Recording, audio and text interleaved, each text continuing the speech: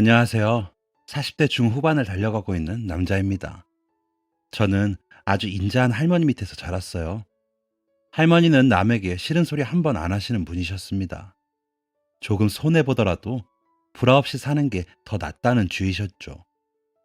아주 어릴 때는 그런 할머니가 답답하기도 했습니다만 50을 바라보는 지금이 되니 그때 할머니의 말씀이 하나도 틀린 게 없다는 것을 깨닫게 되네요. 저희 아버지와 어머니는 매우 바쁜 분들이셨습니다. 아버지는 꽤 크게 건축 사업을 하셨거든요. 어머니도 그런 아버지를 돕느라 덩달아 바쁘셨으니 두 분은 하나밖에 없는 자식인 저를 할머니에게 맡겨둘 수밖에 없었습니다. 늘상 바쁜 부모님은 항상 저에게 미안해 하셨어요. 바쁜 부모 만나서 엄마가 미안해 라고 매번 이야기하셨죠. 하지만 저는 괜찮았습니다. 부모님이 그렇게 열심히 일하시기 때문에 지질이 공상맞게 살았던 집안이 부유해질 수 있었다는 걸 알고 있었거든요. 바퀴벌레 쥐가 나오는 반지하에서 지상으로 올라오고 옆집 사람들이 치고받고 싸우는 욕지거리가 없는 주택으로 이사를 가고 할머니와 함께 자던 저에게 방이 생기고 이 모든 것들은 부모님이 뼈 빠지게 일한 결과였습니다. 무엇보다 할머니가 저에게 주시는 사랑이 결코 적지 않았습니다. 한 달에 한 번씩, 많으면 두 번씩 저를 보러 오시는 부모님도 오실 때마다 저에게 사랑을 듬뿍 주시곤 하셨습니다. 물론 학교에 들어가고 나서는 저를 놀리는 친구들을 만나기도 했어요. 부모님 없이 할머니랑만 다니니까 부모 없는 놈이라며 놀리는 친구들이 있었죠. 한 번은 학교를 마치고 집으로 들어가고 있는데 학교에서 덩치가 가장 컸던 아이가 자기 부하들을 데리고 제 앞을 가로막았습니다. 야, 새님! 저는 당시 덩치가 왜소하고 어찌 보면 조금 비리비리해 보였습니다. 공부도 꽤 잘했고요. 왜? 라고 대답하니 덩치가 큰 대장 녀석은 너 부모 없다며?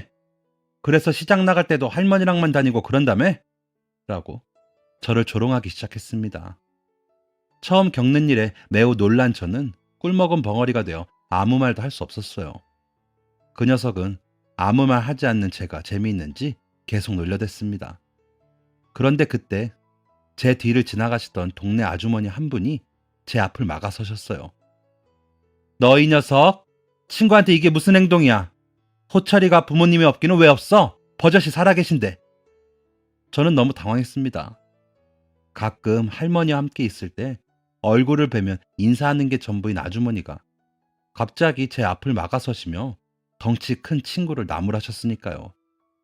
갑자기 동네 아주머니가 개입하시고 제 부모님이 살아계신다는 이야기를 하자 저를 놀리던 아이들은 당황하기 시작했어요. 그 후로도 아주머니의 꾸지람을 듣던 아이들은 슬슬 뒷걸음질을 치더니 도망가고야 말았습니다. 아이들이 도망가자 아주머니는 저에게 괜찮니? 라고 물어보시며 절 집에 데려다 주셨어요. 아주머니는 저를 집에 데려다 주신 후 곧장 할머니에게로 찾아가셨습니다. 두런두런 이야기를 나누셨는데 아마 동네 아이들이 저를 놀렸던 것에 대해 이야기를 하셨었겠죠. 할머니는 대문을 나서는 아주머니에게 거듭 고맙다는 이야기를 전하셨어요.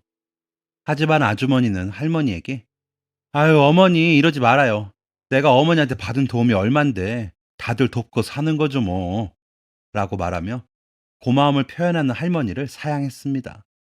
그리고 얼마 안 있어서 저녁을 먹으려고 준비하는데 대문 밖에서 누가 할머니를 부르는 소리가 났어요. 어머니! 할머니는 누가 찾아왔는지 보라며 저를 보내셨고 저는 문을 열자 깜짝 놀랄 수밖에 없었습니다. 문 밖에는 방금 저를 놀렸던 덩치가 있었기 때문이었어요. 덩치는 어머니에게 뒷덜미로 붙잡혀 끌려온 상황이었습니다. 저는 어리둥절한 표정으로 할머니에게 누가 찾아왔는지 말씀드렸죠.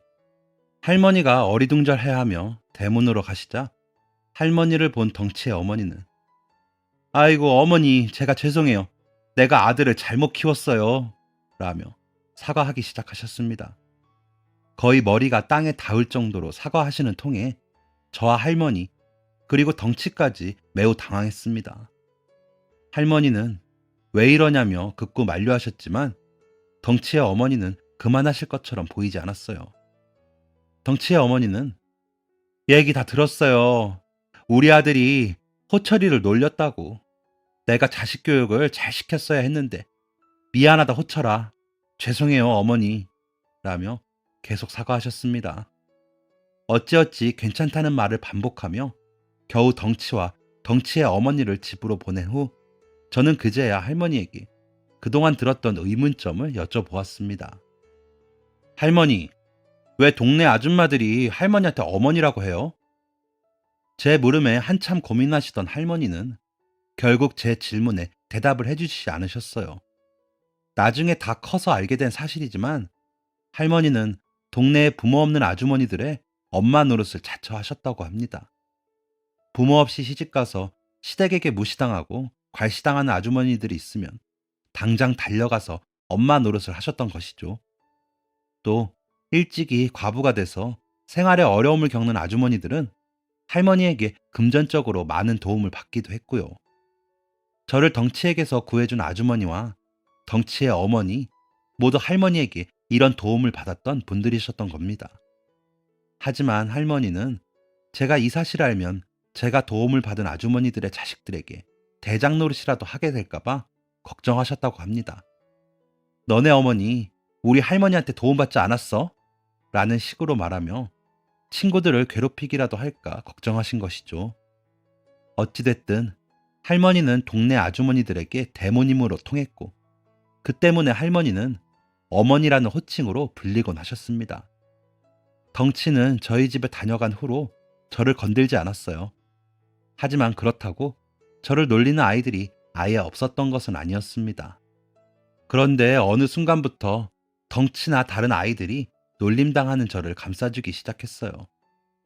왜 너는 아버지랑 어머니랑 같이 안 사냐며 저를 놀리는 아이에게 덩치와 다른 아이들이 야, 너 호철이 아버지 엄청 돈 많고 힘도 완전 센 거 모르지?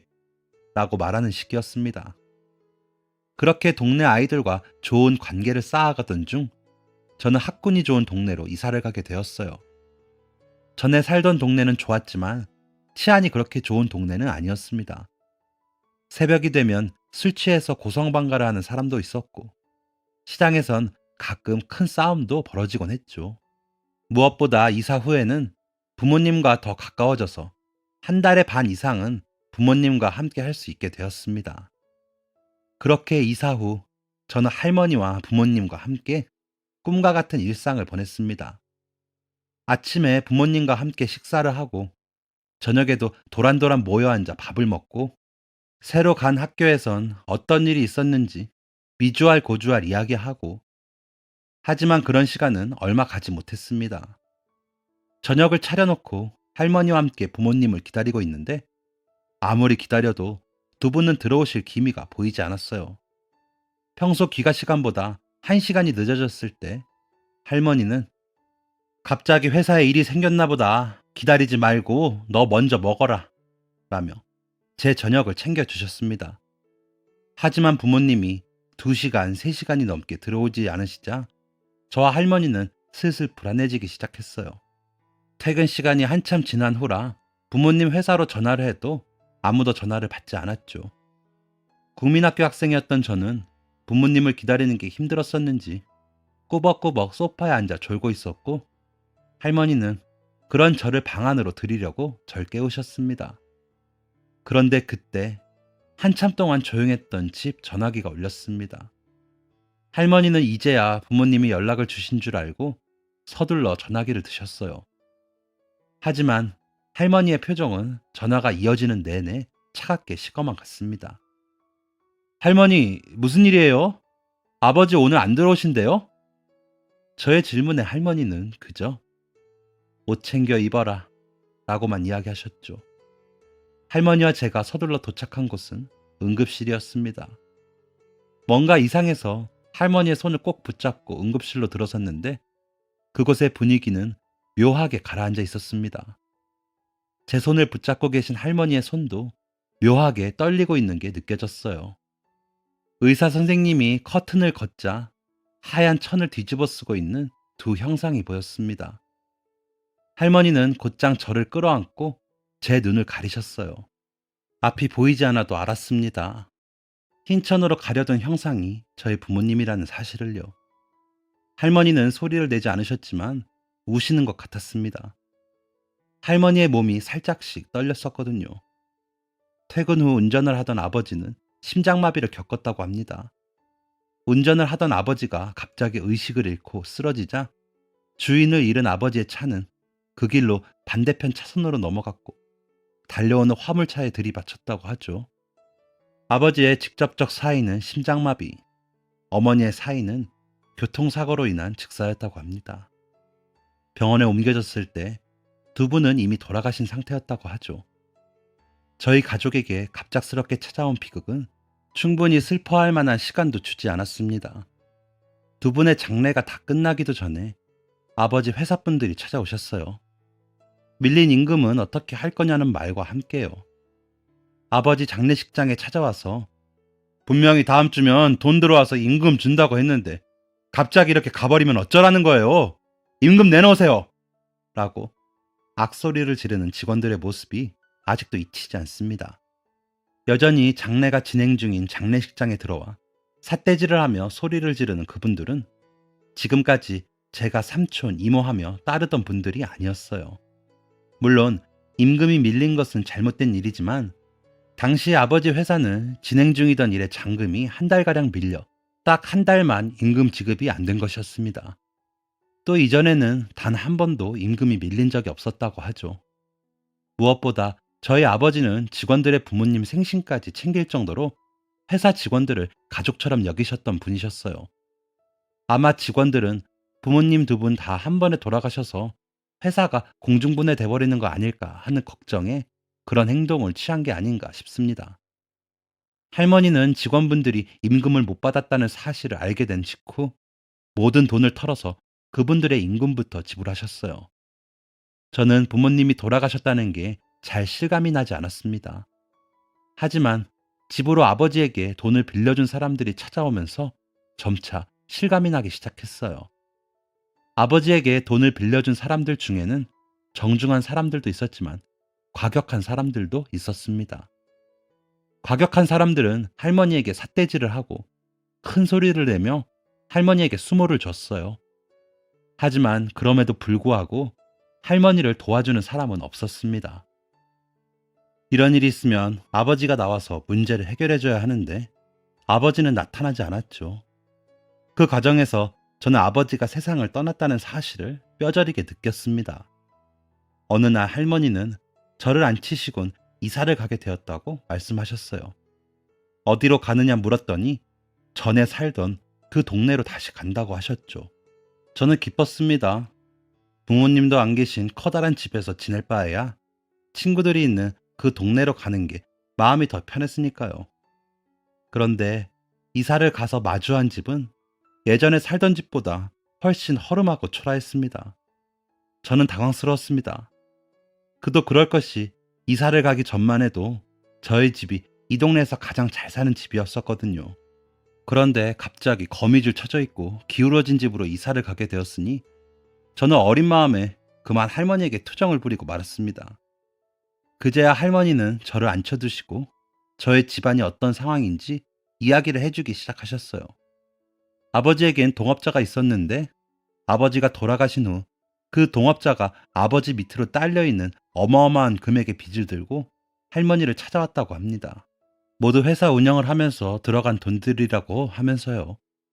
할머니는 석연치 않은 부분이 너무나 많았지만 그래도 그 빚을 갚겠다고 결심하셨다고 합니다.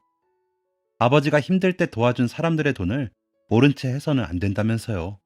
어릴 때는 이 모든 내용이 자세히 이해는 되지 않았습니다. 단지 집안 사정이 많이 어려웠다는 것 정도로만 이해를 했죠. 하지만 모든 상황을 자세히 이해한 지금에 와서 보면 할머니는 법적으로 그 빚을 갚을 이유가 전혀 없으셨습니다. 할머니는 아버지의 상속권을 포기했기 때문입니다.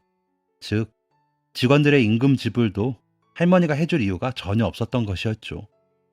할머니가 직원들의 임금을 지불해주고 빚을 갚겠다고 결심하신 것은 전부 도의적인 결정이었습니다. 아버지와 어머니가 돌아가신 후 회사는 공중분해되었어요. 석연치 않은 구석이 많았던 아버지의 동업자는 공중분해되는 회사를 위해 아무 노력도 안 한 것으로 보였습니다.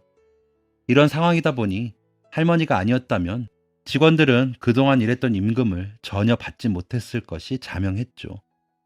할머니는 굳이 임금을 지불하신 이유에 대해 너희 아버지 회사에서 같이 고생해준 사람들인데 어떻게 모른 척 하겠니? 그 사람들도 가족이 있으니 그런 모진 말을 할 수밖에 없는 거지. 라고 말씀하셨습니다.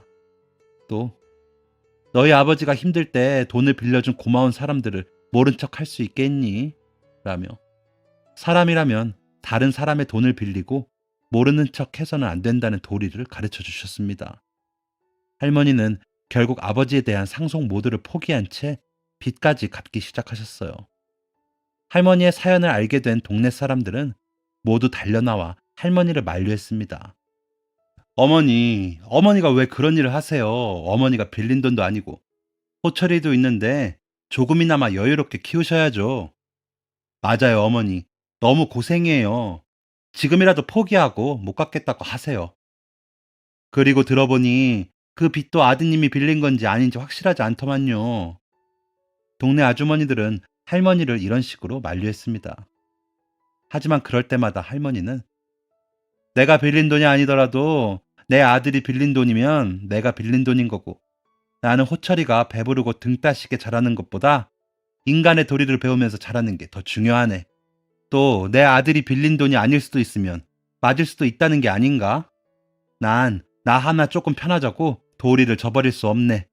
라며 딱 잘라 자신의 생각을 표현하셨어요. 그러자 아주머니들은 한숨을 푹 쉬며 그럼 저희도 도울게요. 라고 팔을 걷어붙이셨습니다. 할머니는 깜짝 놀라며 아니 자네들이 왜? 괜찮아. 이러라고 돌아온 게 아니네. 라고 손사래를 치셨죠. 하지만 아주머니들의 생각은 확고했습니다.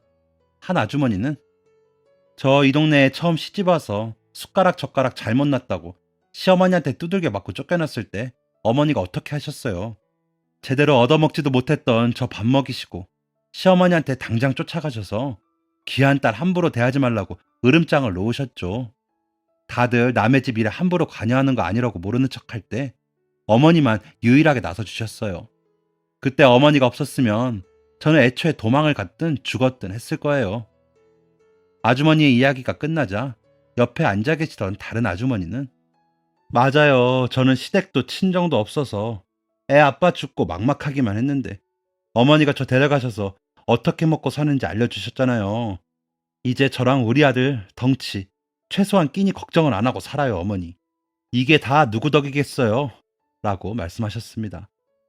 할머니는 눈물을 뚝뚝 흘리시며 고맙네, 고마워를 연달아 말씀하셨죠. 그렇게 할머니에게 은혜를 입었던 많은 분들이 지원금을 모아주셨습니다. 그 돈으로 빚의 상당한 부분을 갚을 수 있었죠. 하지만 저는 할머니가 그분들에게 말씀하지 않은 빚이 또 있다는 사실을 알고 있었습니다.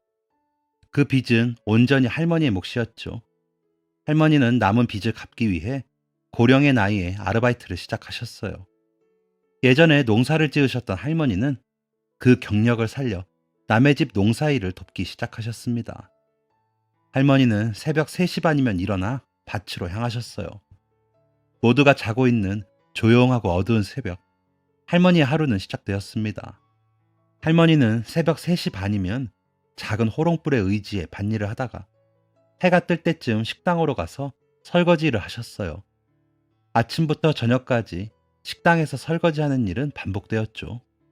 한 번은 할머니가 고생하시는 게 너무 마음이 아파 식당에서 일하시는 할머니를 찾아갔습니다. 제가 할머니의 일을 도우면 할머니가 조금이라도 빨리 일을 마무리하고 쉬실 수 있을 거라고 생각했기 때문이었죠. 당시 할머니는 아침부터 밤 10시까지 식당 일을 하시고는 바로 밭으로 달려가 밭일을 마무리 짓곤 하셨습니다. 할머니는 하루에 고작 3시간 정도만 주무셨어요. 저는 제가 할머니를 도우러 식당에 가면 당연히 할머니가 기뻐하실 거라고 생각했습니다. 그런데 저를 보신 할머니는 처음 보는 모습으로 화를 내셨어요. 너가 여기가 어디라고 와? 너는 일을 할 게 아니라 공부를 해야 하는 나이야. 아니, 저는 그냥 할머니를 도와드리려고. 내가 너 이런 일 안 시키려고 지금 이렇게 일하고 있는 걸 몰라? 그날은 식당에서 일하시는 분들도 말릴 정도로 할머니에게 호되게 혼이 났습니다. 아유, 그래도 애가 할머니 고생한다고 온 건데 그만 고정하세요. 라고 이야기할 정도였죠. 엉엉 울며 집으로 돌아간 저는 집에서도 한참을 울다 잠에 들었습니다. 그렇게 울다 지쳐 잠에 든 저는 제 얼굴을 쓸어내리는 차가운 손길에 가물거리며 정신을 차렸어요. 하지만 눈을 완전히 뜰 수는 없었습니다. 제 얼굴을 쓰다듬는 할머니가 흐느끼시는 것 같았거든요. 아가, 내가 미안하다, 미안해, 라며 눈물을 흘리시는 할머니의 손은 그새 많이 앙상해져 있었고 또 굳은 살도 많이 배겨 있었습니다. 저는 터져나올 것 같은 눈물을 애써 참으며 새벽을 보냈어요. 할머니는 또다시 새벽동이 트기 전에 밖을 나서셨습니다. 저는 그때 결심했습니다. 할머니가 더 고생하시지 않게 어서 커서 훌륭한 어른이 되겠다고요. 할머니는 절대 제가 몸 쓰는 일을 하도록 허락하지 않으셨기 때문에 저는 유일한 출세의 길로 공부를 선택했습니다. 저는 매일 할머니가 밭일을 나가시면 곧장 일어나서 공부를 시작했어요. 학교에 가기 전까지 공부를 하고 학교에 가서는 밥 먹는 시간까지 공부를 했죠. 제 사정을 아는 친구들은 제가 공부에 최대한 집중할 수 있도록 환경을 만들어 주었습니다. 특히 어렸을 적 저를 놀렸던 덩치는 어느새 저의 든든한 지원군이 되어 주었죠. 그렇게 저는 성인이 되었고 알아주는 대학에 입학하게 되었습니다. 저는 아버지의 빚을 갚기 위해서는 사업을 해야 한다는 생각을 했기 때문에 경제와 관련된 학과에 들어갔습니다. 전액 장학금에 기숙사까지 지원을 받게 된 저는 할머니와 처음으로 떨어져 살게 되었어요. 수업이 없는 날이면 과외 알바를 하며 돈을 벌었고 정말 최소한의 식비를 제외한 모든 돈은 할머니에게 보내드렸습니다. 그럴 때면 할머니가 항상 맛있는 거 먹고 친구들이랑 노는데 쓰라며 굳고 사양하셨지만 저는 몰래라도 할머니에게 전해드렸습니다. 그렇게 대학교 3학년이 되었을 때 할머니가 쓰러지셨다는 연락을 받았습니다. 하늘이 무너지는 기분이었어요. 어린 시절 들었던 부모님의 사망 소식과는 전혀 다른 느낌이었습니다. 저는 곧장 할머니가 입원하신 병원으로 찾아갔습니다. 할머니 주변에는 이미 동네 아주머니들 여럿이 계셨어요. 모두 울고 계셨죠. 괜스레 불안한 마음이 들어서 왜 다들 울고 계세요? 할머니가 연로하셔서 그래요.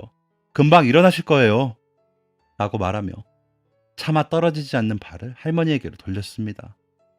그곳에는 힘겹게 숨을 내뱉는 할머니가 계셨어요. 언제 이렇게 작아지셨는지. 늘 태산 같던 할머니는 어느새 저보다 작아져 있으셨습니다. 저는 저를 향해 뻗는 할머니의 손을 잡았습니다. 할머니는 힘겹게 숨을 내쉬면서 저에게 한마디를 남기셨어요. 아버지에게 임금을 받지 못했던 직원이 한 명 더 있다는 사실을 최근에 알게 되었는데 그 사람을 찾아가서 돈을 주라는 것이었죠. 저는 할머니, 지금 평생 일하면서 이렇게 된 건데 지금도 그 사람들 걱정이세요? 라며 화 비스무리한 것을 냈습니다. 이 말은 제가 평생 후회하는 말이에요. 할머니는 아픈 기색이 역력한데도 불구하고 또렷한 눈빛으로 저에게 다시 한번 강조하셨습니다. 돈을 주고 오라고요. 의사 선생님은 할머니에게 남은 시간은 별로 없다고 했습니다. 워낙 연로하셨고 기력이 너무나 약해지셔서 치료를 진행해도 버틸 만한 여력이 없으실 거란 이야기였습니다. 그저 남은 시간 동안 편히 쉬도록 하는 게 최선일 거라고 하더군요. 그래서 저는 할머니가 마음 편해지실 수 있도록 할머니가 원하시는 대로 하기로 결정했습니다. 할머니가 적어둔 주소와 돈을 들고 10년 전 아버지에게 임금을 받지 못했던 직원분을 찾아갔습니다. 그분은 제가 누구고 왜 왔는지를 듣자 굉장히 놀라워하셨어요. 그분은 당시 말단이었던지라 아버지가 그렇게 갑자기 돌아가신 후 돈을 받을 수 있을 거라고 기대도 안 했다고 하더군요. 또 일했던 시간이 2달이 채 안 됐었다고 했습니다. 그분은 할머니의 행동에 깊은 감동을 받은 것처럼 보였습니다. 굳이 달라고 하지 않는 임금 안 줘도 됐을 텐데 굳이 찾아서 전달해 주시다니 정말 살아있는 양심이네요. 저는 그저 할머니가 기뻐하실 일을 했을 뿐입니다. 라며 돈을 전달해주고 자리를 일어나려고 했습니다. 그런데 그때 그분은 저를 멈춰 세우며 품속에서 명함 한 장을 꺼내셨어요. 그분은 무역회사의 사장님이었습니다.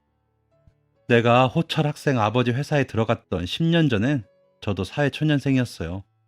회사 문 닫고 나서 무역회사에 들어간 저는 차근차근 이 자리까지 올라왔습니다. 저는 갑자기 자신의 과거 이야기를 하는 사장님의 의도를 파악하려고 했었습니다. 제가 골똘히 생각하는 게 보였는지 사장님은 껄껄 웃으며 이렇게 양심이 살아있는 할머니 밑에서 자란 호철 학생이 어떻게 자라왔는지 이야기가 듣고 싶네요. 라고 말씀하셨어요.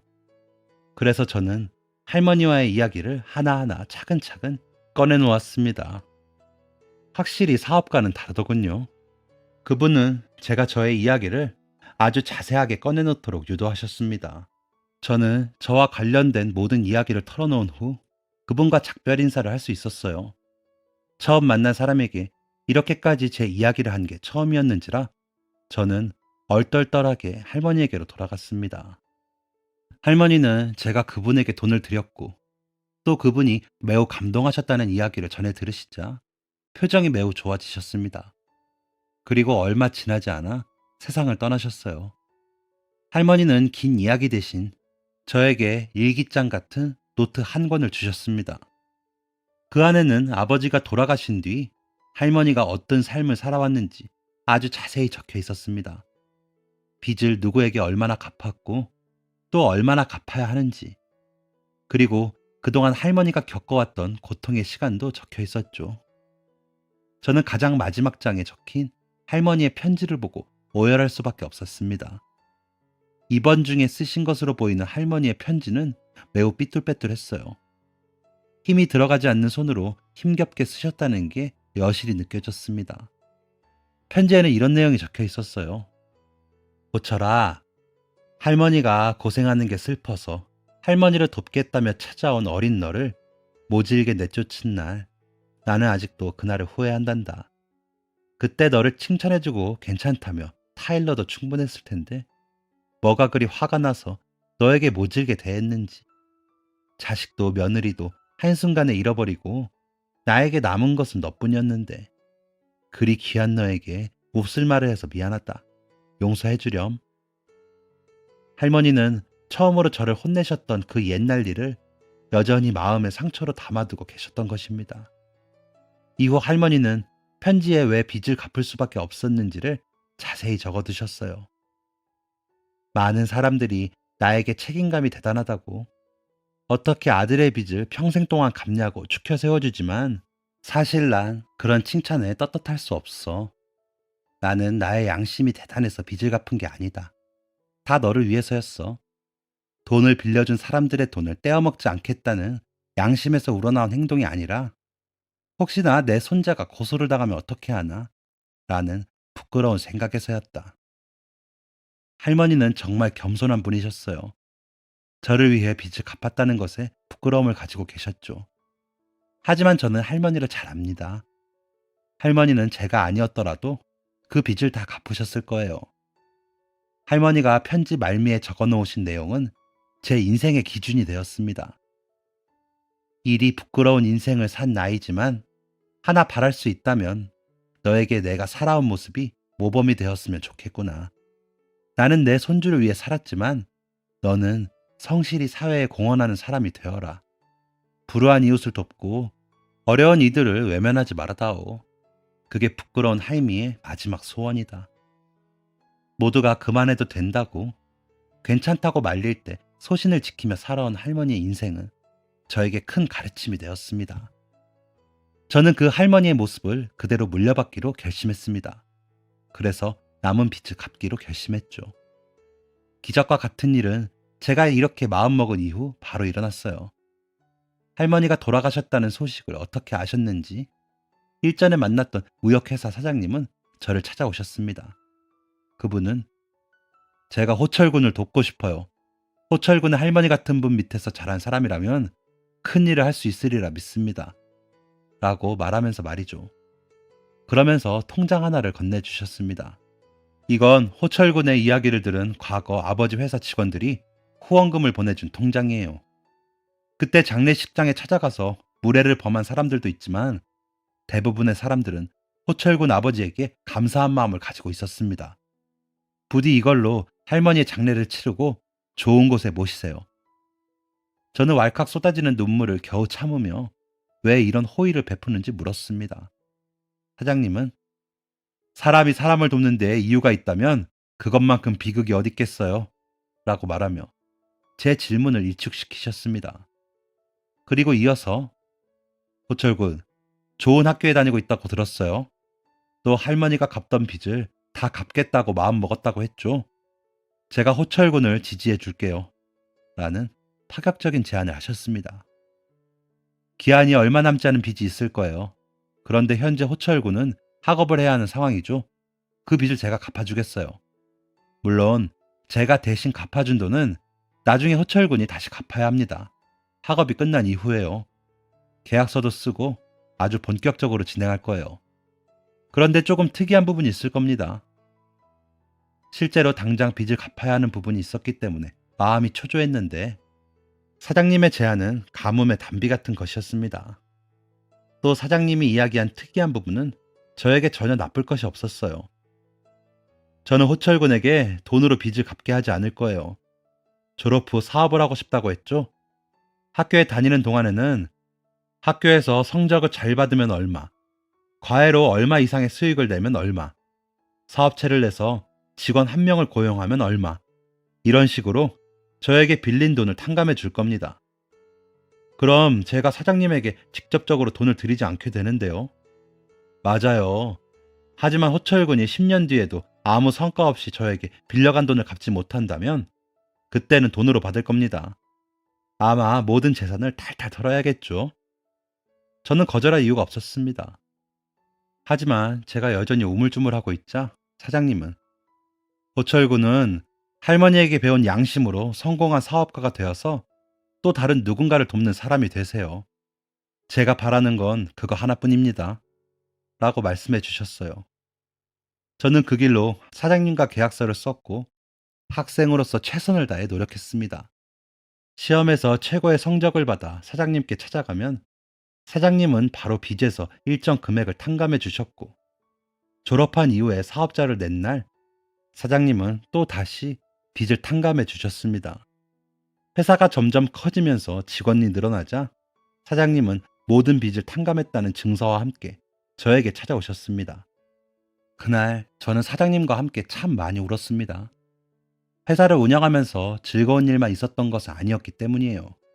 항상 여기서 나만 입 싹 닦으면 회사에 훨씬 이득이 될 텐데, 내가 찾아낸 계약서의 문제점을 내가 굳이 이야기하지 않아도 되는데, 와 같은 양심의 갈등이 존재했었습니다. 양심을 따라가면 불이익을 겪기도 했어요. 그러나 불이익을 당하더라도 사람이 도리와 양심을 저버리면 안 된다는 할머니의 가르침을 기억하며 늘 꼿꼿하게 살아가고자 노력했습니다. 그래서 힘겹게 빚을 모두 탕감한 날 사장님과 그렇게 펑펑 울었겠죠. 저는 빚을 다 탕감했다는 증서를 들고 할머니를 모신 곳으로 찾았어요. 할머니, 이제 할머니가 말씀하신 대로 성실히 사회에 공헌하고 불우한 이웃을 돕는 사람이 되려고 합니다. 이제 정말 다 끝났어요. 라고 울고 있을 때 저는 그곳에서 지금의 아내를 만났습니다. 아내도 어릴 적 부모님 두 분을 다 잃고 홀로 힘들게 살아온 사람이었어요. 웬 덩치 큰 남자가 아이처럼 엉엉 울고 있으니 사연이 궁금해서 말을 걸었다던 제 아내는 누구보다 든든한 저의 조력자가 되어서 저의 곁을 지켜주고 있습니다. 저와 아내는 매주 주말이 되면 함께 봉사활동을 가고 수익의 일정 부분을 항상 불우한 이웃을 위해 사용하고 있습니다. 집도 저와 아내, 자녀 2명이 살기에 부족하지 않을 정도로만 유지하고 있고 차도 여전히 첫 차를 쓰고 있죠. 하지만 최근에는 큰 지출이 있었습니다. 저를 도와주셨던 사장님의 차를 바꿔드렸죠. 극구 사양하시는 사장님에게 사정하듯이 차를 안겨드리고 도망치듯 빠져나왔는데 밖에 나와서는 아내와 한참 웃었습니다. 저에게 남은 꿈은 저희와 아이 2명에게 든든한 아버지로 오랫동안 남아있는 것입니다. 또 할머니의 바람대로 양심에 따라 살아가는 기업인이 되는 것이죠. 양심을 지키며 살아가는 건 여전히 힘이 듭니다. 늘 제 마음에는 두 가지 마음이 격렬하게 싸우고 있죠. 하지만 제가 보면서 자란 것은 손해를 보더라도 양심대로 살아야 한다는 것, 그리고 사람이 사람을 돕는데 이유가 있어서는 안 된다는 것이었습니다. 저는 그 가르침대로 살아가려고 합니다. 또 그 가르침을 제 자녀들에게 가르치고 있습니다.